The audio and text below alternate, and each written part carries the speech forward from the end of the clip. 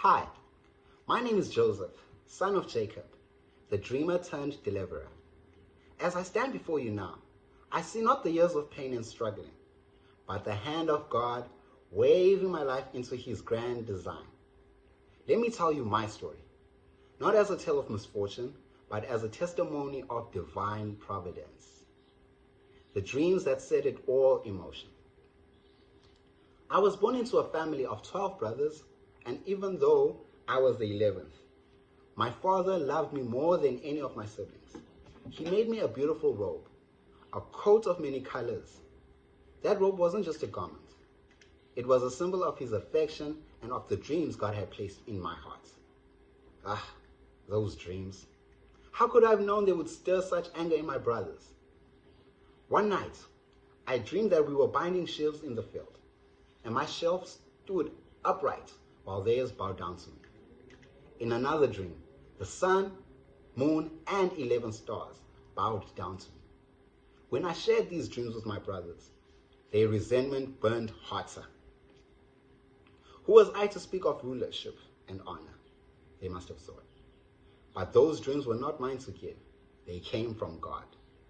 God often reveals his plans in ways that challenge human expectations, reminding us to trust in his timing. Betrayed by my own blood. One day, my father sent me to check up on my brothers as they tended the flock. When they saw me approaching, their jealousy overcame them. Here comes the dreamer, they sneered. Before I knew it, I was stripped of my robe and thrown into a giant cistern.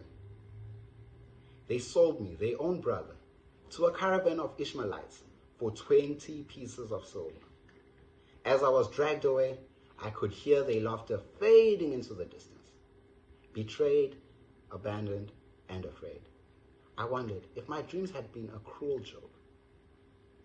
Betrayal often leads the way of God's redemptive work. My suffering was not wasted. It was part of God's greatest purpose. From servant to prisoner. In Egypt, I was sold to Potiphar, captain of Pharaoh's guard. Though I was a slave, God was with me. Everything I touched prospered, and Potiphar entrusted me to his entire household. But temptation came in the form of Potiphar's wife.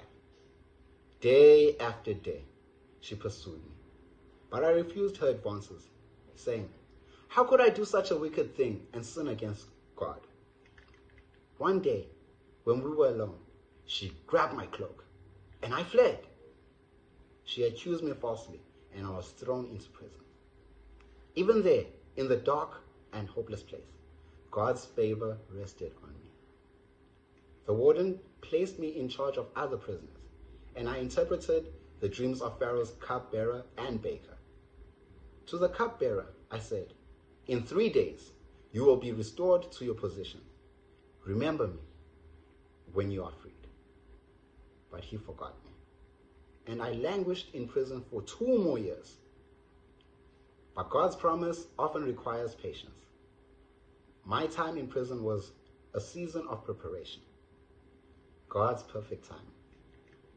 One day, Pharaoh himself had dreams that no one could interpret. Only then did the cupbearer remember me. I was summoned before Pharaoh, and I said, "It is not I, but God who will give Pharaoh the interpretation." Pharaoh's dreams foretold 7 years of abundance, followed by 7 years of famine. God gave me wisdom to advise him.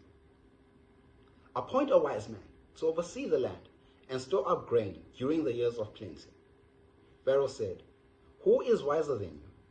and made me second in command all over Egypt. The reunion and redemption. During the famine, my brothers came to Egypt to buy grain.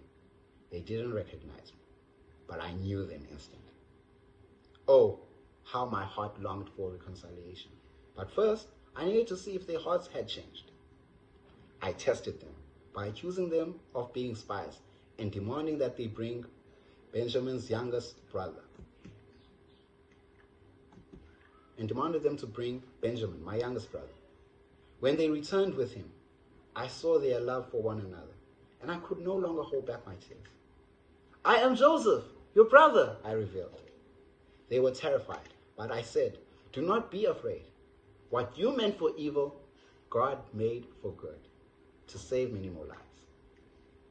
I brought my father and all of my family to Egypt, and we lived in peace and abundance. Through it all, I saw God's fulfilling his promise. The message for us today. Brothers and sisters, the story of my life is not about me. It is about God's faithfulness, his sovereignty, and his ability to redeem even the darkest moments of his glory. When you face betrayal, remember God is with you. When you walk through trials, trust in his timing. And when you look back, you will see what others meant for harm, God uses for good. The greatest lesson of faith are often learned in the crucible of suffering. Hold fast to your faithfulness, for the God who carried me from the pit to the palace is the same God who walks with you.